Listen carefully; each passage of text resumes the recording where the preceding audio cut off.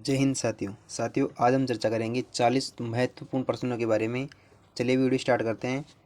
तो number 1 question आता है कि वाहनों द्वारा कौन सा वायु प्रदूषक निष्कासित नहीं किया जाता है। तो इनमें से कौन सा वायु प्रदूषक वाहनों द्वारा निष्कासित नहीं किया जाता है? क्या SO2 नहीं किया जाता है, क्या फ्लाई एश नहीं किया जाता है, क्या हाइड्रोकार्बन नहीं किया जाता है, या CO2 नहीं किया जाता है? तो इसका राइट आंसर है बी, फ्लाई एश। यह वाहनों द्वारा निष्कासित नहीं किया जाता है। बाकी SO2 भी किया जाता है, हाइड्रोकार्बन किया जाता है, और CO कार्बन डाइऑक्साइड भी किया जाता है। ठीक है। फिर आता है सेकंड क्वेश्चन कि मुख्य वायु प्रदूषक कौन सा है। इनमें से मुख्य वायु प्रदूषक कौन सा है? क्या CO2 है, या CO है, या N2 है, या सल्फर है? तो इसका राइट आंसर है CO। ठीक है। थर्ड क्वेश्चन आता है कि DDT क्या है। DDT क्या है? एक प्रविजैविक, एक जैविक अपघटनीय प्रदूषक, एक गैर जैव अपघटनीय प्रदूषक, या उपयुक्त में से कोई नहीं। तो इसका राइट आंसर है सी, एक गैर जैव अपघटनीय प्रदूषक। ठीक है। क्वेश्चन नंबर 4 आता है कि निम्नलिखित में से कौन सा प्रदूषक का कारण नहीं है। निम्न में से कौन सा प्रदूषक का कारण नहीं है? क्या बर्मल पावर प्लांट नहीं है, क्या ऑटोमोबाइल नहीं है, क्या परमाणु ऊर्जा संयंत्र नहीं है, या जल विद्युत संयंत्र नहीं है?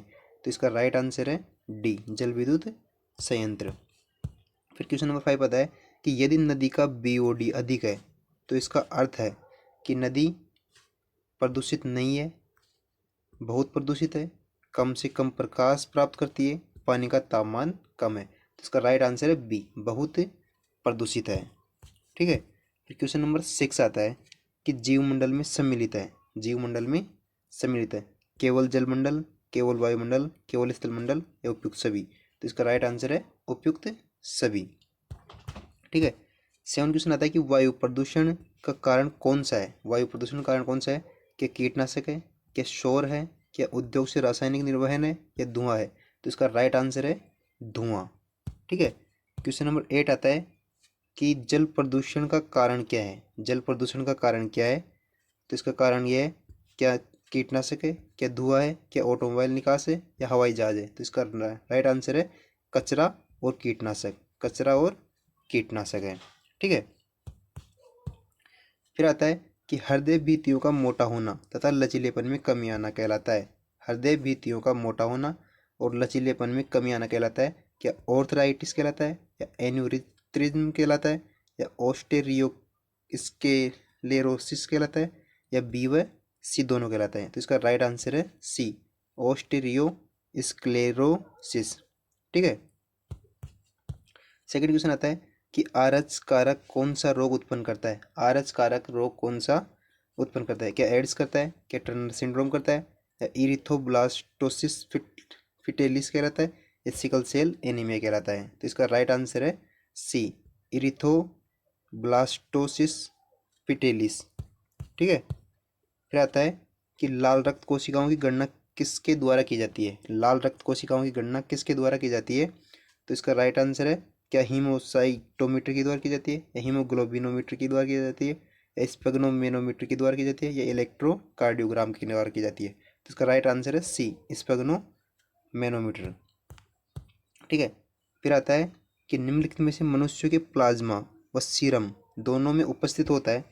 क्या चेत रक्त कोशिकाएं होती है, या फाइब्रिनोजन होता है, या लाल रक्त कणिकाएं होती है, या एल्यूमिन होता है? तो इसका राइट आंसर है एल्यूमिन। ठीक है।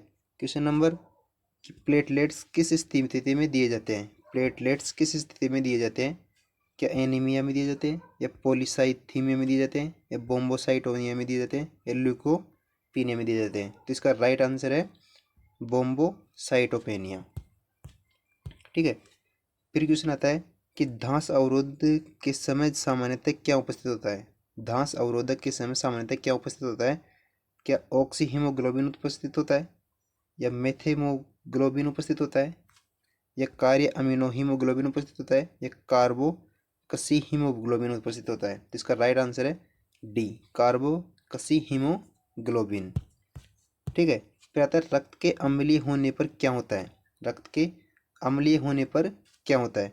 क्या हीमोग्लोबिन के साथ ऑक्सीजन की संबंध बनाने की प्रवृत्ति बढ़ती है? क्या लाल रक्त कणिकाएं उच्च मात्रा पर निर्मित होती है, या हीमोग्लोबिन के साथ ऑक्सीजन या 02 की बंद प्रवृत्ति करती है, या ऑक्सीजन बंद प्रवृत्ति व आरबीसी में कोई परिवर्तन नहीं होता है। तो इसका राइट आंसर है सी, हीमोग्लोबिन के साथ ऑक्सीजन या O2 की बंद घटती है। ठीक है, फिर क्वेश्चन आता है कि मनुष्य में दाएं व बाएं फेफड़ों में लोब या पालियों की संख्या कितनी होती है? क्या 243 होती है? क्या 242 होती है? क्या 3 व 2 होती है? 302, सॉरी 302, या 432 होती है? तो इसका राइट आंसर है सी। ठीक है, फिर आता है श्वास नली से में अपूर्ण छल्ले बने होते हैं। श्वास नली में अपूर्ण छल्ले बने होते हैं। क्या रेशेदार उपस्थिति होती है? क्या कैल्सिफाइड उपस्थित होती है? या प्रत्यास्थित उपस्थिति होती है? या हाफलीन उपस्थित होती है? तो इसका राइट आंसर है डी, हाफलीन उपस्थिति। ठीक है, फिर आता है 1 ग्राम हीमोग्लोबिन, 1 ग्राम हीमोग्लोबिन में ऑक्सीजन की मात्रा होती है। 1 ग्राम हीमोग्लोबिन में ऑक्सीजन की मात्रा होती है। क्या 20 ml होती है? क्या 1.34 ml होती है? क्या 13.4 ml होती है? या उपयुक्त में से कोई नहीं? तो इसका राइट आंसर है बी, 1.34 ml। ठीक है, फिर आता है 1 मिनट में रक्त द्वारा ले जाने वाली कुल ऑक्सीजन होती है। 1 मिनट में रक्त द्वारा ले जाने वाली कुल ऑक्सीजन होती है। क्या 1000 टू 120,000 मिलीलीटर होती है? क्या 20,000 टू 3,000 मिलीलीटर होती है? क्या 200 मिलीलीटर होती है? या 100 मिलीलीटर होती है? तो इसका राइट आंसर है ए, 1000 टू 1200 मिलीलीटर। फिर आता है शयस्त्ययन शब्द में संधि है। अब हिंदी क्वेश्चन आंसर आ गए हैं सर दोस्तों कि शयस्त्ययन में शब्द में संधि है। क्या दीर्घ स्वर संधि है? क्या गुण स्वर संधि है? क्या अयदि स्वर संधि है? या यण स्वर संधि है? तो इसका राइट आंसर है डी, यण स्वर संधि। ठीक है, फिर आता है संचय शब्द का सही संधि विच्छेद होगा। संचय शब्द का सही संधि विच्छेद होगा। क्या समधनचय होगा? क्या संचेधन ये होगा? क्या संचधन ये प होगा? क्या संचेधन अ होगा? तो इसका राइट आंसर है ए, समधन चय। ठीक है, फिर आता है विद्युत लेखा शब्द में संधि है। विद्युत लेखा शब्द में संधि है। क्या गुण स्वर संधि है? क्या व्यंजन संधि है? क्या दीर्घ स्वर संधि है? या वृद्धि स्वर संधि है? तो इसका राइट आंसर है बी, व्यंजन संधि। ठीक है, फिर आता है शरद शशि का सही संधि शब्द है। शरद शशि का सही संधि शब्द है। क्या शरद शशि होता? क्या शरद शशि होगा? या राज शरद शशि होगा? या शरद छत्री होगा? ठीक है, तो इसका राइट आंसर है सी। ठीक है, फिर आता है निम्नलिखित में से कौन सा शब्द सही संधि शब्द है? निम्नलिखित में से कौन सा शब्द सही संधि शब्द है? क्या हितैषी होगा? क्या हितैषी होगा? क्या हितैषी होगा? क्या हितैषी होगा? तो इसका राइट आंसर है बी और सी, ये दोनों एक तरह से लिखी हुई हैं, तो बी और सी इसके राइट आंसर होंगे। ठीक है, फिर क्वेश्चन आता है नीचे दिए गए विकल्पों में से विसर्ग संधि का उदाहरण है। इनमें से कौन सा शब्द विसर्ग संधि का उदाहरण है? तो महोत्सव है, क्या मनोयोग है, क्या नवोदय होगा, या सहोदर होगा?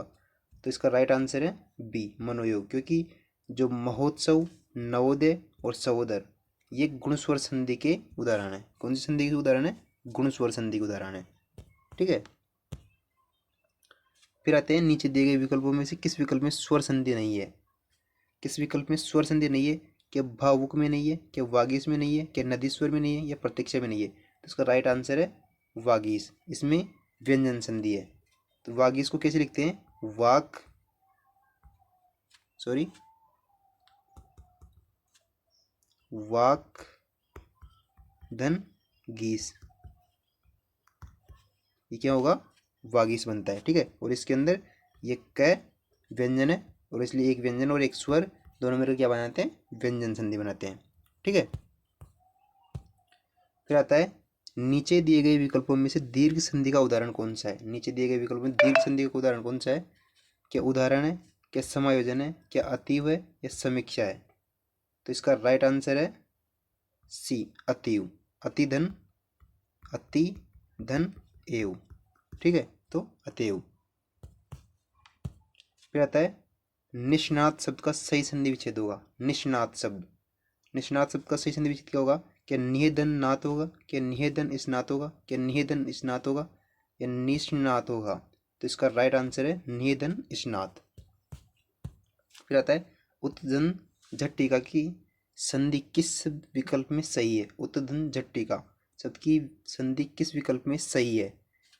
क्या उत झट्टिका होगा, क्या उद झट्टिका होगा, या उड झट्टिका होगा, या उज्ज झट्टिका होगा? तो इसका राइट आंसर है डी, उज्ज झट्टिका।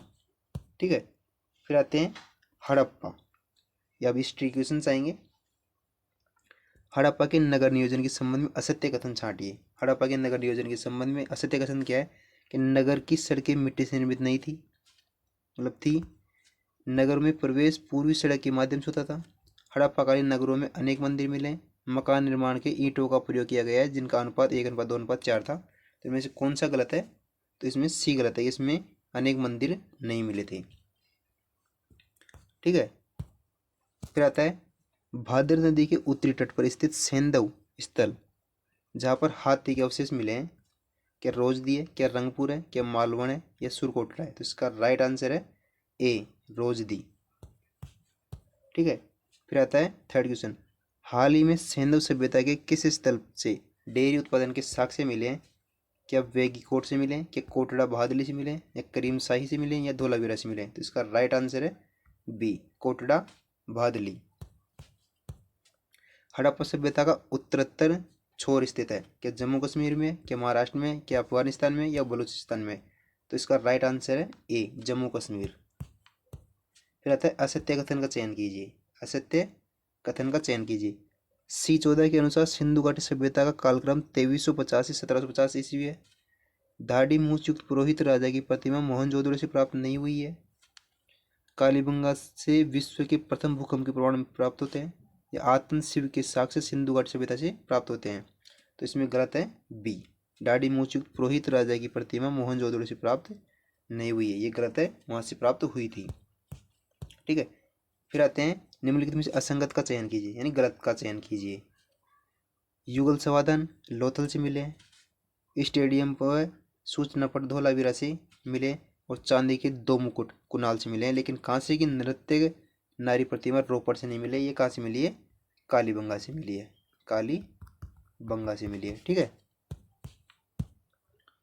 फिर आता है सेंधव सभ्यता का एकमात्र स्थल जहाँ मकानों के दरवाजे मुख्य सड़क की ओर खुलते थे। सेंधव सभ्यता का एकमात्र स्थल जहाँ पर मकानों के दरवाजे मुख्य सड़क की ओर खुलते थे, तो कौन सी सभ्यता थी? क्या सुरकोटड़ा थी, क्या लोथल थी, क्या मोहनजोदड़ो थी, या धोलावीरा थी? तो इसका राइट आंसर है लोथल, लोथल। ठीक है। फिर आता है संपूर्ण सेंधव सभ्यता का सबसे बड़ा सार्वजनिक स्थल था।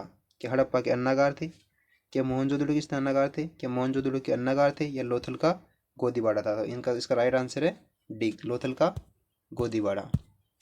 फिर आता है झुंकर या झांगर संस्कृति के अवशेष प्राप्त होते हैं। झुंकर या झांगर संस्कृति के अवशेष कहाँ से प्राप्त होते हैं? क्या चहुदड़ो से प्राप्त होते हैं, क्या मोहनजोदड़ो से प्राप्त होते हैं, या कोटदीजी से प्राप्त होते हैं, या रोपड़ से प्राप्त होते हैं? तो इसका राइट आंसर है ए, चहुदड़ो। तो आई होप गाइज आपको वीडियो पसंद आई होगी। Thanks for watching guys. मिलते हैं इसी अगली वीडियो में। अगर वीडियो पसंद आए तो वीडियो को लाइक करना, चैनल को सब्सक्राइब करना, वीडियो को शेयर करना, कमेंट करके बताना कि आपको वीडियो कैसी लगी। मिलते हैं ऐसी अगले वीडियो में, तब तक के लिए बाय, जय हिंद, धन्यवाद साथियों।